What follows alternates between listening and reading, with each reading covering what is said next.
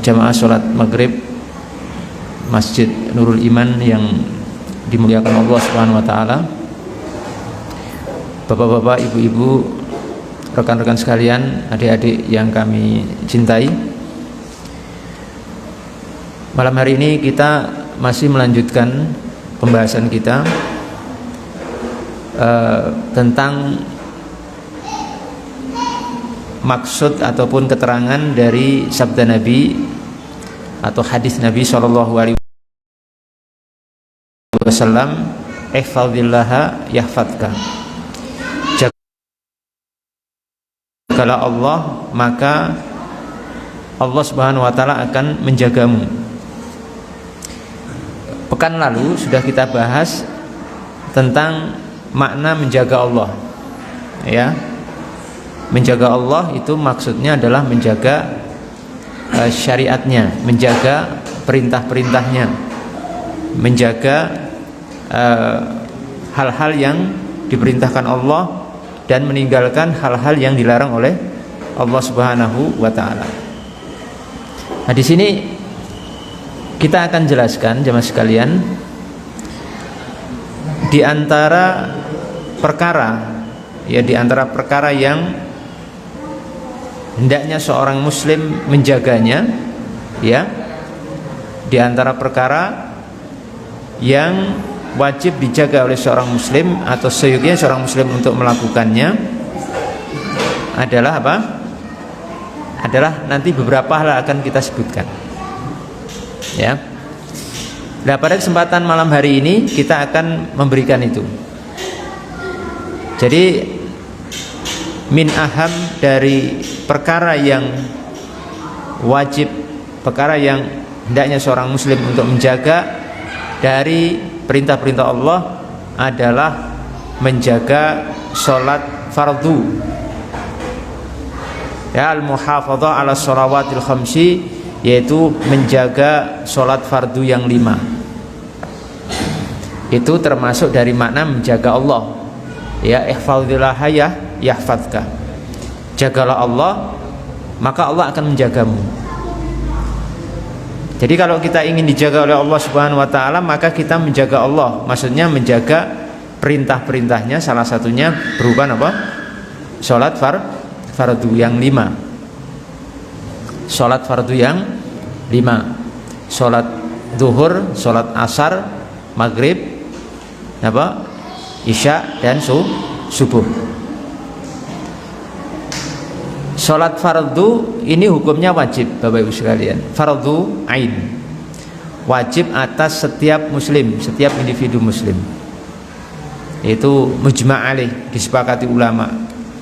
Termasuk ma'lum minad din bidarurah, sesuatu yang pasti dalam agama kita. Tidak ada sesuatu yang berselisih di situ para ulama. Karena salat fardu termasuk rukun apa? Rukun Islam. Setelah syahadat, sholat, ya, zakat, saum, puasa, dan haji. Ini termasuk rukun sholat fardu ini. Kita nggak akan bahas itu karena itu jelas. Dan hendaknya seorang muslim melakukannya. Tidak ada alasan untuk tidak sholat fardu. Jadi mungkin Bapak Ibu sekalian, yang mungkin kita masih punya kenalan, punya sahabat, punya tetangga kita, bahkan mungkin menjadi amal jariah bagi kita. Hidayah itu nggak ada yang bisa menerka, Pak. Mungkin kayaknya orang itu sulit sekali diajak, baru kayaknya, tapi ternyata ketika ada yang mencoba mengajak dia sholat fardu, diterima. Hidayah itu luar biasa. Asal kita menyampaikannya dengan baik, insya Allah akan diterima. Ya, insya Allah akan diterima. Karena fitrah manusia, apalagi dia seorang muslim, itu mengakui sholat fardu itu wajib, ya, sholat 5 waktu itu wajib. Nah, Yang sudah sholat, ini kita akan membahas itu, cara bagaimana kita menjaga sholat fardu itu. Ini cara bagaimana kita menjaga sholat fardu. Itu yang pertama. Caranya yang pertama adalah biikmali toharoh fiha. Ya, biikmali toharoh fiha. Fil badan wal makan wa thawb.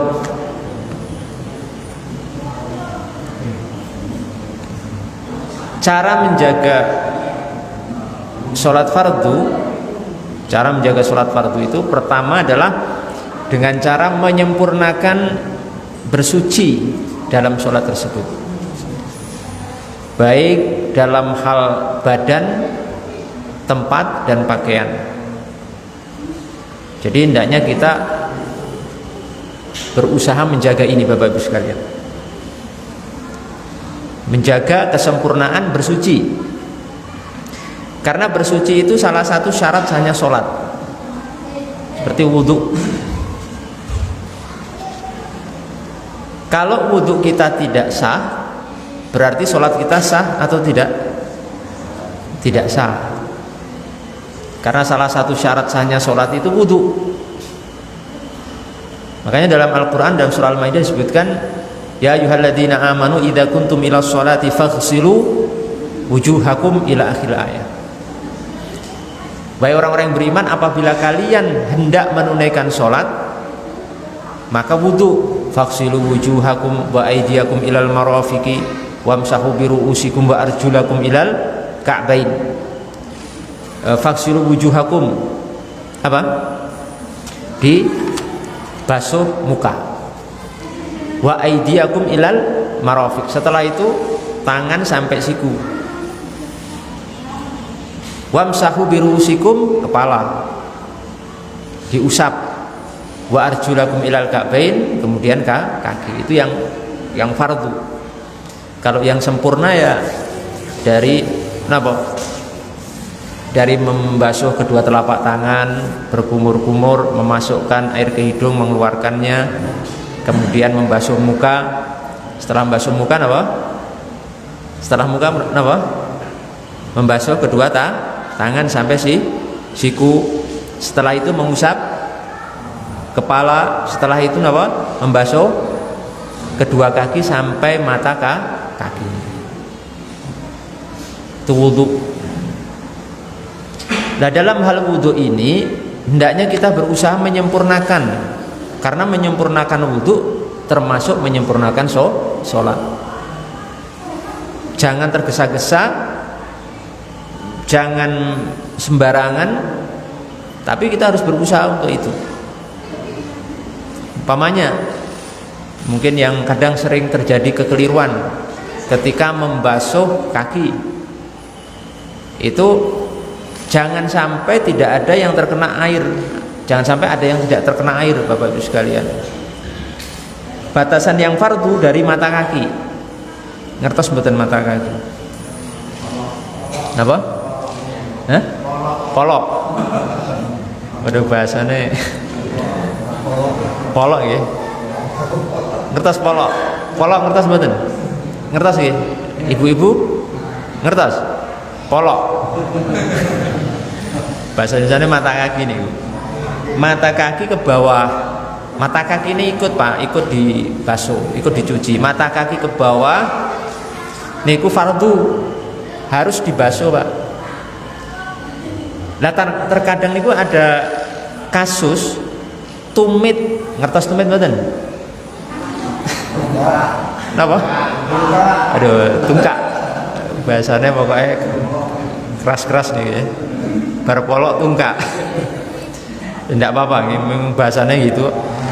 Tungkak, misalnya pun kadang tumit atau tungkakipun itu masih ya ada yang tidak terkena air, masih kering. Niku belum sah, tidak sah. Jadi kalau panjenengan sholatnya ikut apa? Tidak sah. Maka di zaman Nabi SAW pernah kejadian pernah kejadian ada seorang sahabat niku wudu tapi mata kakinya belum terkena air. Terus Nabi melihat, terus Nabi bersuara keras, wailun lil aqabi minan nar. Celaka orang-orang yang kaabnya, mata kakinya yang tumit-tumitnya kaabnya. Wailun lil aqab, aqab niku mata kaki. Celaka orang-orang yang mata kakinya di neraka. Sebab napa? Sebab tumitnya utawi napa?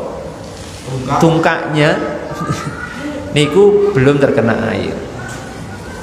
Jadi menawi wudu tenang mawon, pelan, bener-bener air niku merata, nggih, pelan-pelan. Kaki harus kena air semua. Batasan tadi nggih. Tangan batasannya pun di tangan niku yang wajib dari ujung jari sampai siku. Siku niku termasuk harus dibasuh. Ampun tergesa-gesa nanti akhirnya napa sikutnya belum kena, Pak. Siku niku wajib, masih termasuk fardu yang harus kena air. Maka ayatipun apa? Wa aidiyakum ilal marafiqi. Siku, tangan kalian sampai siku. Artinya siku niku sikut niki harus kena air, Pak. Nek jenengan di bawah sikune mboten kena air niku wudunya tidak sah. Kalau tidak sah salatnya ikut tidak sah. Paham? Napa mboten niki? Paham ya? Kukunya ada kiteknya nih. Napa? Kukunya ada kiteknya. Kukunya ada kiteknya. Kalau kiteknya niku jenis cat niku cat ya. Ngertos mboten? Cat napa? Jenis catnya seperti cat tembok. Kalau kiteknya itu jenis cat yang tidak tembus air, maka wudhunya tidak sah. Jadi saya sarankan untuk muslimah, ibu-ibu, hindari pakai kitek. Karena rata-rata yang saya ketahui kiteknya itu terbuat dari cat yang tidak tembus air. Nanti kalau tidak tembus air berarti bagian kuku itu tidak kena air, menyebabkan apa? Berarti tidak sah wudhunya.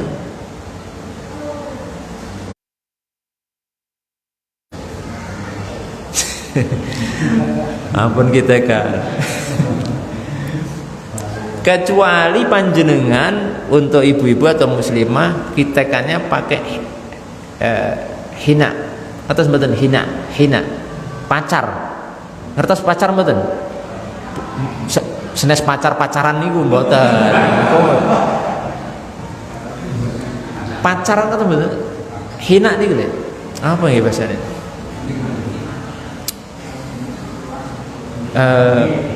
Apa?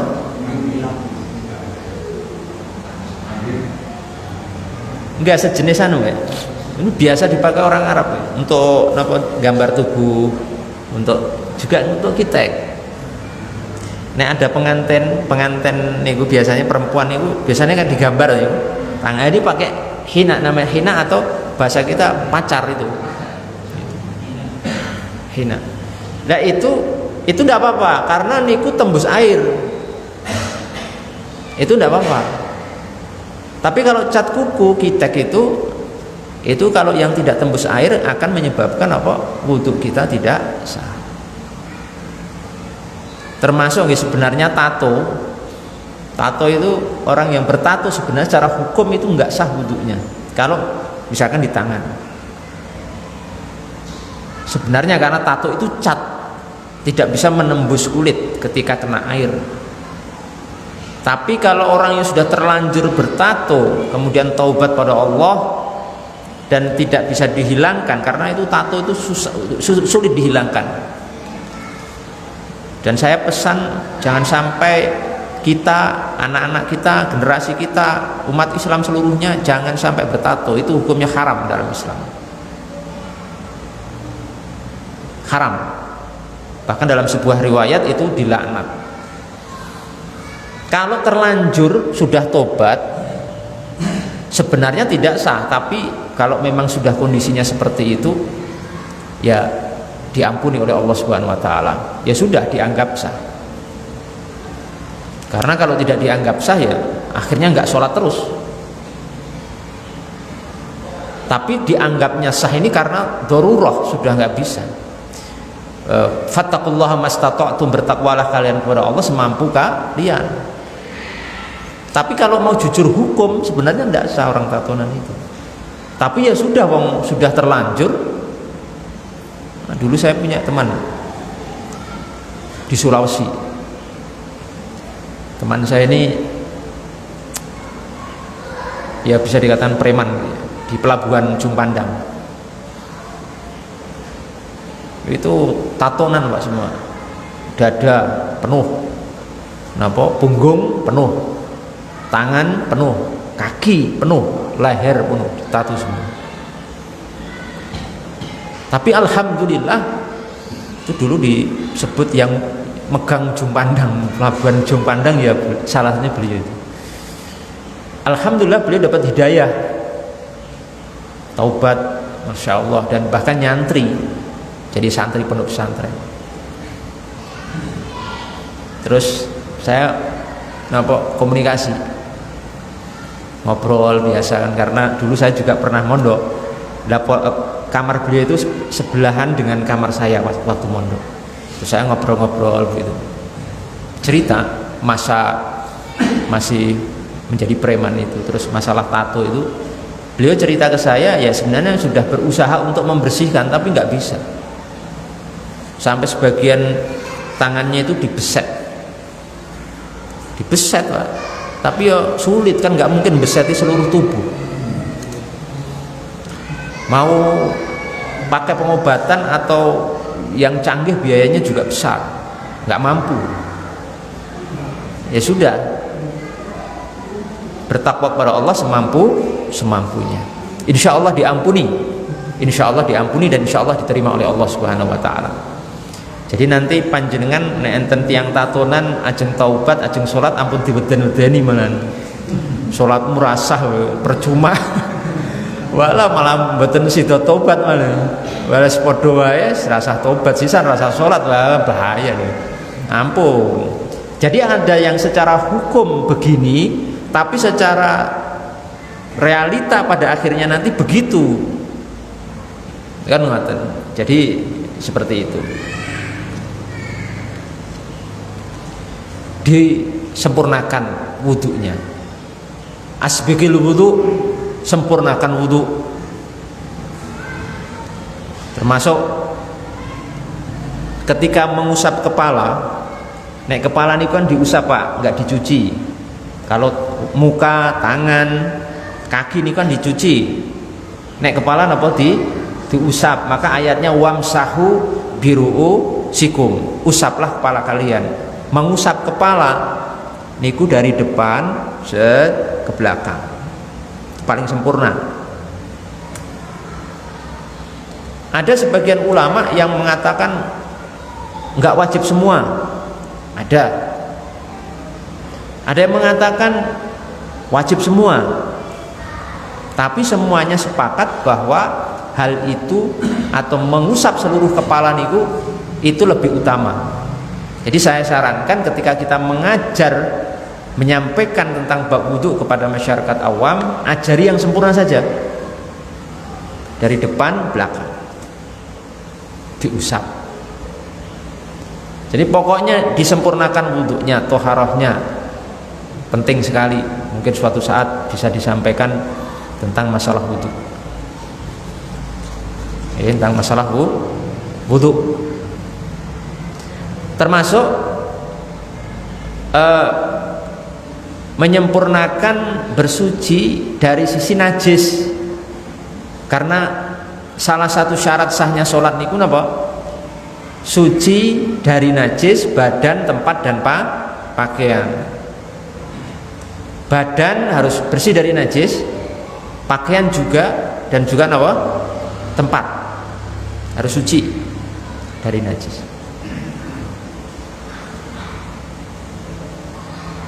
Nah ini tidak akan sempurna kecuali panjenengan kita semua mempelajari najis. Najis itu apa? Definisinya, macam-macamnya dan seterusnya. Mungkin suatu saat bisa dibahas.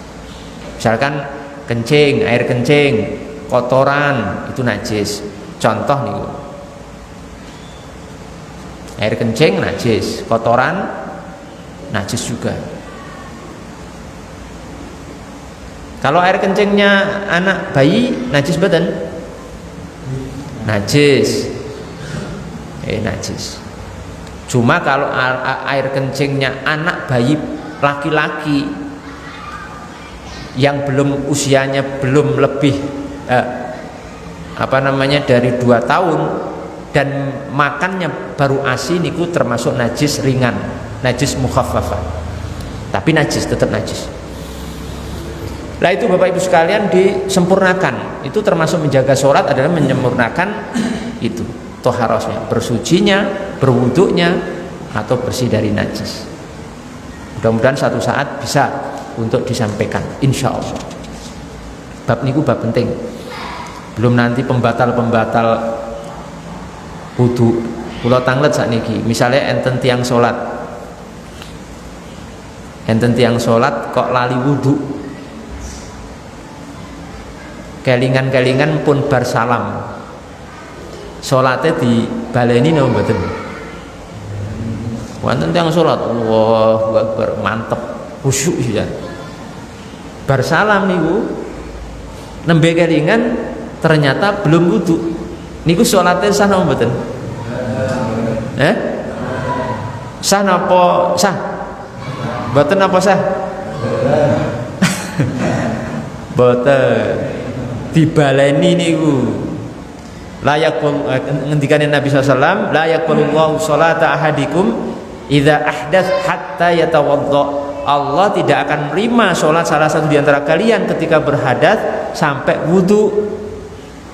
Jadi kalaupun kita lupa belum wudu, walaupun karena lupa, niku tetap sholatnya tidak sah, harus diulang.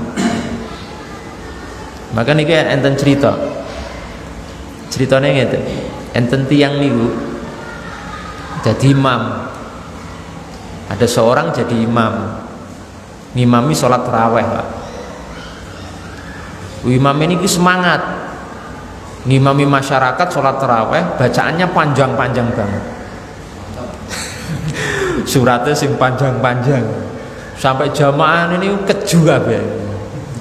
Keju plus dongkol, rotok setengah dongkol ini. Lah nggih to, biasane pendek kok niki imame bacaane napa? Panjang-panjang. Nek jenengan dongkol mboten. Biasanya pendek kok iki dawa banget itu kan. Wah niku. Wah, terus.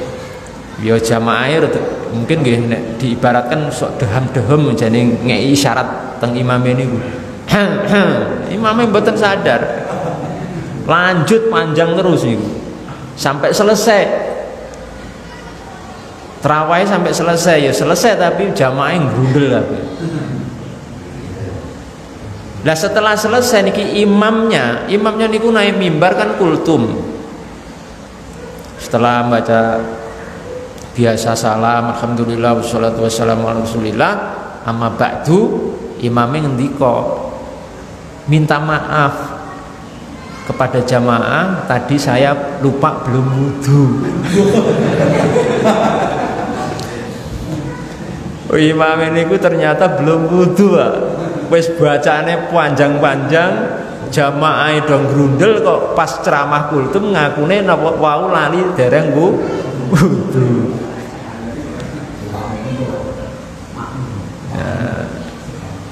Makmumnya mboten baleni to. Niki Pak, ajeng kula sampai ini Bu. Nek misalnya ada kasus seperti itu, niki sing baleni imam dan makmum, napa imam tok, makmumnya tidak?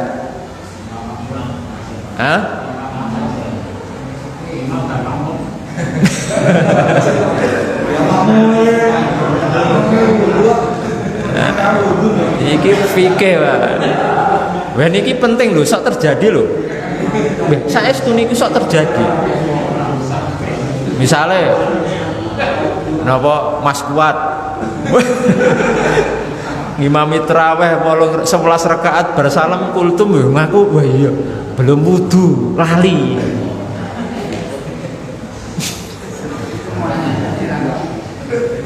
Niki jadi sebuah hukum ya. Dalam pembahasan fikih para fuqaha dalam bab sholat itu dibahas, Pak. Nah, niku dalam kasus seperti ini yang mengulang sholat itu hanya imamnya. Wayem jamaah. Wayem alhamdulillah. Wayem. Imam. Dikasarkan imam. Nggih. Iya, nggih, karena yang tidak wudhu imamnya. Jadi makmum sudah sah. Makmum sudah sah dan tidak diulang.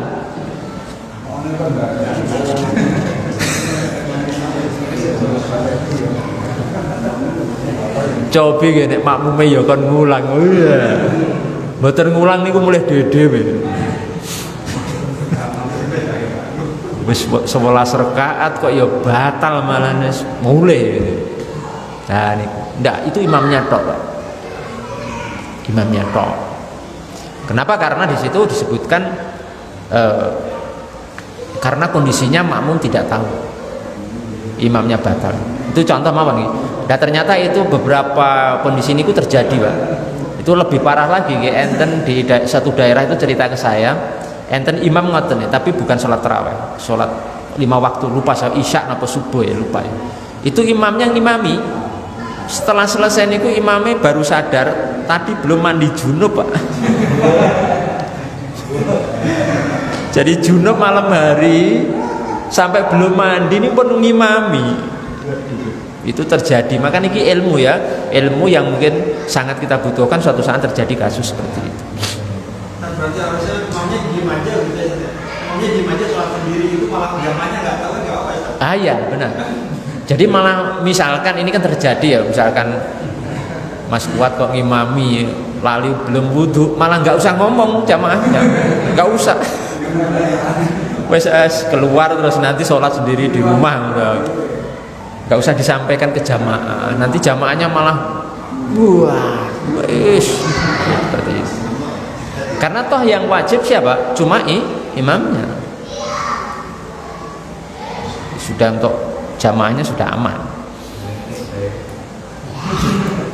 Ini yang pertama ya, yang pertama. Yang kedua menjaga sholat itu Bapak Ibu sekalian, nanti suatu saat mungkin saya terangkan ya. Yang kedua niku menjaga sholat dengan cara napa al-mubadarah bil mubadarati biha fi awwali mawaqitiha, menunaikan sholat berjamaah itu al-mubadarah, bersegera di awal waktu sholat itu masing-masing. Jangan suka menunda-nunda sholat. Kalau sudah adzan segera tunaikan sholat. Jangan nanti dulu, jangan. Oke? Tapi segera kita tunaikan sholat. Jangan ditunda. Nah, semua sholat itu yang paling utama waktunya di mana? Di awal waktu.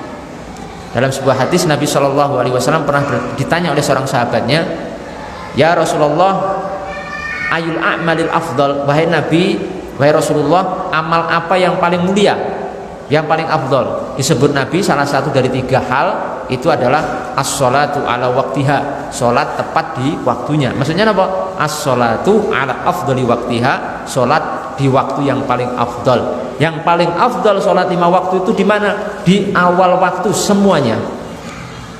Duhur, asar, maghrib, isya, subuh. Awal waktu itu apa? Ketika waktunya sudah masuk. Terus muadzin adzan. Niku awal waktu. Misalnya awal waktu napa sholat subuh jam pinten nggih? Jam 4:07 misalnya. Lah itu awal waktu, Pak. Walaupun sebenarnya waktunya agak panjang, maghrib, isya niku nggih panjang kan waktune, enggak harus. Tapi termasuk salah satu hendaknya kita berusaha menjaga sholat itu adalah sholat di awal waktu. Tadi disebutkan Nabi as-sholatu ala afdali waktiha, as-sholatu di awal waktu yang paling afdal. Ada sebagian ulama yang mengatakan sholat isya itu waktu yang paling afdal bukan di awal waktu, itu diakhirkan.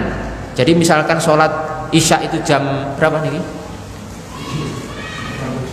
Jam 7 umpamanya, itu sebagian ulama mengatakan atau berpendapat enggak jam 7 yang afdal, malah diakhirkan jam 9, 10 malam itu ada.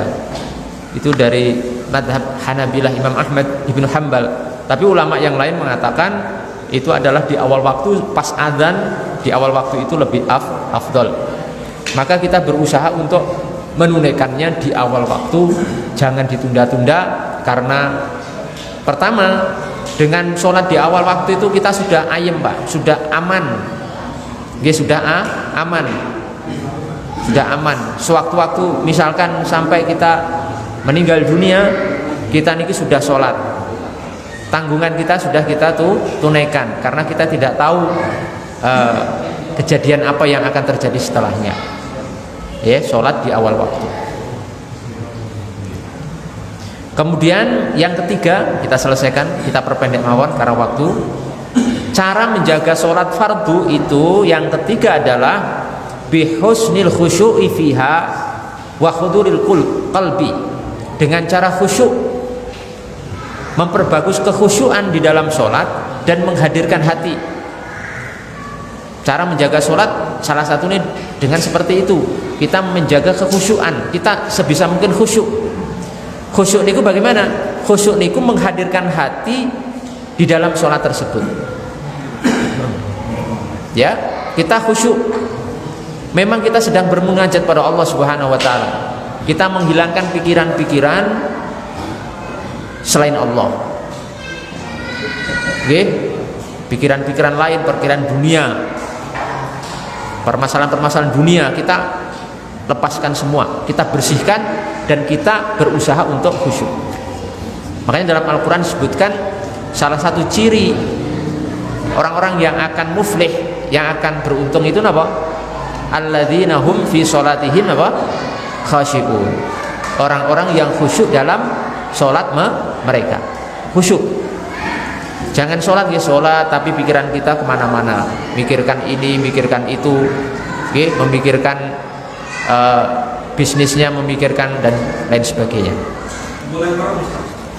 Boleh merem? Boleh. Menurut pendapat yang paling kuat boleh. Sebutkan Imam Nawawi rahimahullah taala, kalau merem itu bisa menambah kekhusyuan, boleh, tidak apa-apa. Masalahnya longgar aja itu. Merem boleh, melek juga boleh, tapi jangan melek merem ya. Itu boleh aja, hal yang ringan saja. Bisa dicek di kitabnya Imam Nawawi rahimahullah taala. Nah, salah satu cara untuk khusyuk itu bagaimana guys? Caranya itu salah satunya kita memahami arti-arti bacaan dalam sholat.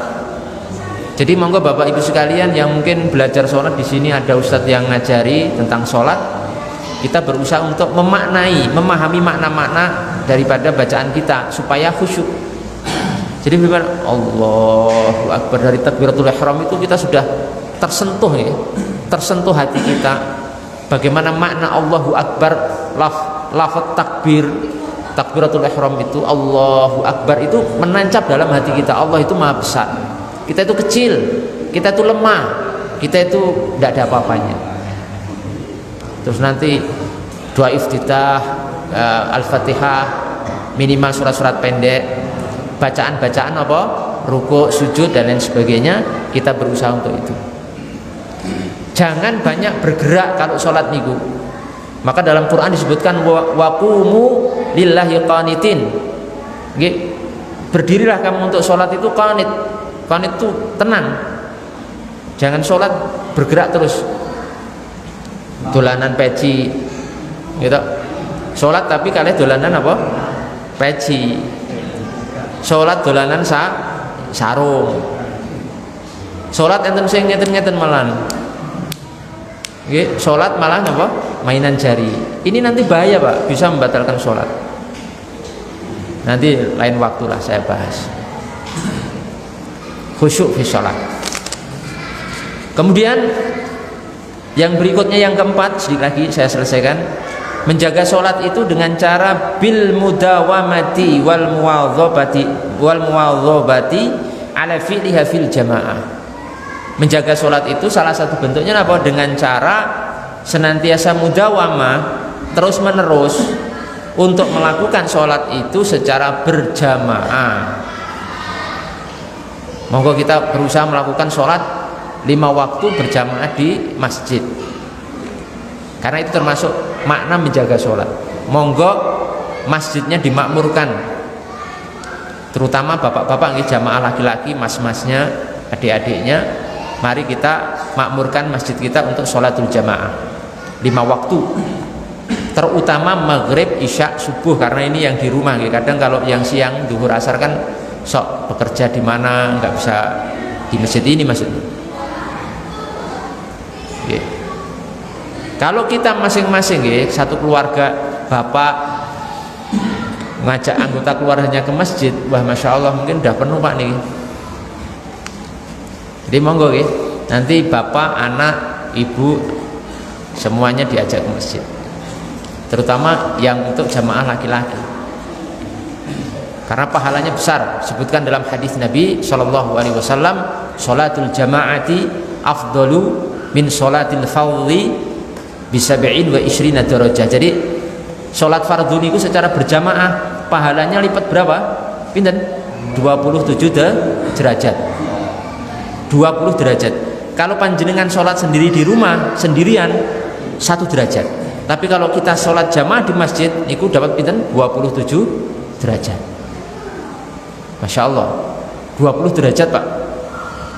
Belum panjenengan jalannya kita dari rumah dan pulangnya kita ke rumah menuju masjid itu bernilai pahala besar. Langkah kaki kanan kita itu naik 1 derajat, langkah kaki kiri kita niku menghilangkan 1 kesalahan.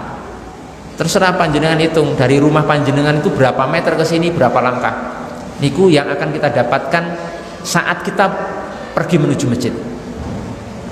Lam yakhtu khutwatan illa rufi'a lahu darajah wa khutta anhu khati'ah. Tidaklah melangkah 1 langkah kecuali ditambah 1 derajat naik, dan kaki kiri 1 langkah itu menghapus 1 kesalahan.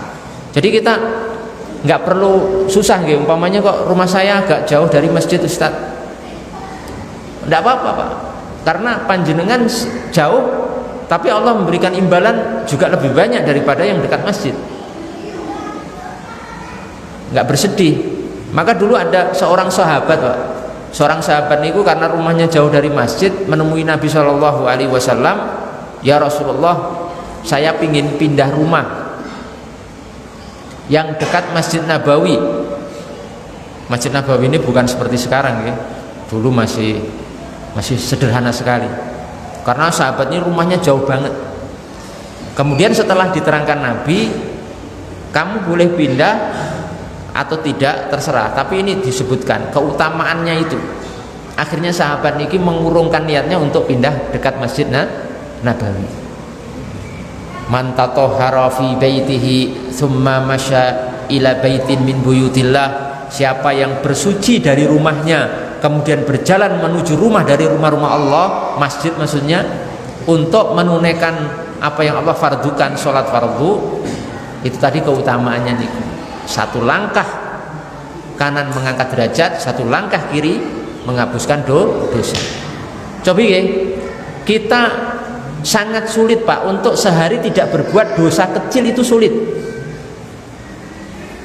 Mungkin kita merasakan gitu, sehari semalam 24 jam tanpa dosa kecil itu sulit kalau kita mau jujur. Lah itu bisa dihapus dengan langkah kita ke masjid. Masya Allah. Sehingga kalau bisa dibayangkan kita sehari 5 kali, mudah-mudahan itu terhapus semuanya. Jadi monggo jangan sampai kita malas ke masjid. Mari kita makmurkan. Harapan saya niku sholat fardu masjid ini jamaah laki-lakinya nanti niku penuh bagian dalam niku kalah emper-emperan ini. Nggih. Mudah-mudahan. Mengke nek kurang nggih burini kok. Ibu-ibuke nanti ke belakang lagi. Coba nanti ya, satu keluarga bapak, monggo putranya diajak semua. Enggak apa-apa, masih kecil-kecil enggak apa-apa. Itu pendidikan, Pak. Agak rame sedikit enggak apa-apa. Tapi nggih maksudnya jangan dibiarkan. Ya, dimaklumi tapi tetap diarahkan. Ibunya ikut. Kaum muslimah bagaimana? Kaum muslimah sebenarnya lebih utama sholat di rumah. Tapi kalau mau ke masjid jangan dilarang. La tamna'u ima Allahi masajid Allah, kata Nabi sallallahu alaihi wasallam. Jangan kamu larang para wanita untuk pergi ke masjid. Tanya kita untuk motivasi keluarga itu gimana? Realita kita semua itu banyak yang sendiri-sendiri dari keluarga belum kita ajak untuk semangat mengajak keluarga itu gimana? Karena kita pengembu-ngembu punya program memakmurkan masjid, tapi dari pribadi-pribadi ini masih stagnan. Soal istri masih di rumah, anak masih di rumah, biar lebih semangat gimana? Ya ini penting ya. Jadi ngeten motivasinya kita mengajak keluarga kita mengajak dari pribadi keluarga kita masing-masing, terutama bapak gini, karena bapak niku napa kepala rumah tangga, Pak, pemimpin. Nggih, kullukum ra'in wa kullukum mas'ulun ar-ra'iyati. Setiap kalian itu pemimpin dan akan dimintai tanggung jawab nanti di akhirat atas apa yang dipimpin. Yang kita pimpin sinten? Istri dan anak. Oleh karena itu, karena ini tadi termasuk bab menjaga sholat fardu sebagai rukun Islam kedua, monggo kita berusaha mengkondisikan keluarga kita, anak kita, anak-anak kita, istri kita, atau istri-istri kita kalau istrinya lebih dari satu misalnya ini. Oh yeah. Misal nih gue. Jadi mari kita ajak. Nanti ngeten deh, jangan ngeten seolah ngeten ada persepsi pemahaman ngeten wes aku yang masjid dhewe wae anake, seolah-olah ndak apa-apa lah bapak etok weh, anak terserah, istri terserah. Jangan gitu, Pak, berpikirnya. Kalau panjenengan ngajak putra-putra jenengan ke masjid, niku dan istri ke masjid, niku secara tidak langsung panjenengan mengajak mereka ke surga bareng. Kula tanglet saiki kalih panjenengan sedaya. Jenengan pengen dikumpul kalih keluarga jenengan di surga napa mboten? Napa mboten? Hah? Pengen mboten? Pengen. Setiap kita ingin, Pak, ingin kumpul dengan istri anak kita di surga. Kalau panjenengan pengen niku, maka salah satu caranya tariklah tangan mereka, anak-anak mereka, istri mereka untuk beribadah sholat fardu di masjidnya Allah Subhanahu wa ta'ala. Penting. Coba ya nanti misalkan kita nih suami bapak nih ke masjid beriringan, iring-iringan dengan anak dan istrinya, masya Allah, sebuah hal yang luar biasa, luar biasa. Karena nanti kenikmatan di surga niku ketika kita berkumpul dengan mereka, istri kita, anak-anak kita. Jadi istri kita itu tidak akan tergantikan oleh bidadari, Pak. Jenengan pilih bidadari ini misalnya, oh enggak bisa dikalahkan istri kita nih di surga pun.